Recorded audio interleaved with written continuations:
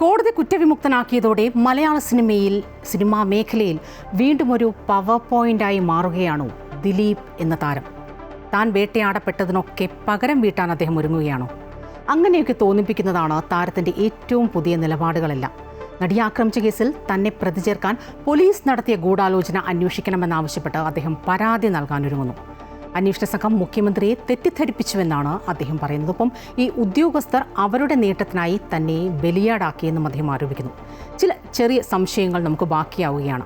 ഇത്രയും നടീനടന്മാരുള്ള നമ്മുടെ സിനിമാ മേഖലയിൽ എന്തുകൊണ്ട് പോലീസിലെ അദ്ദേഹം പറയുന്ന ആ സോ കോൾഡ് ക്രിമിനൽസ് ദിലീപിനെ ലക്ഷ്യം വെക്കുന്നുവെന്ന്, എന്തുകൊണ്ട് പോലീസ് ഉദ്യോഗസ്ഥർക്ക് ദിലീപിനോട് ഇത്രയും വൈരാഗ്യമെന്ന്, ഇത്രയും നീചമായ ആക്രമണത്തിനിരയായ പെൺകുട്ടിയിൽ നിന്ന് എന്തുകൊണ്ട് ആ ഒരു പേര് മാത്രം തുടർച്ചയായി ഉയരുന്നുവെന്ന്.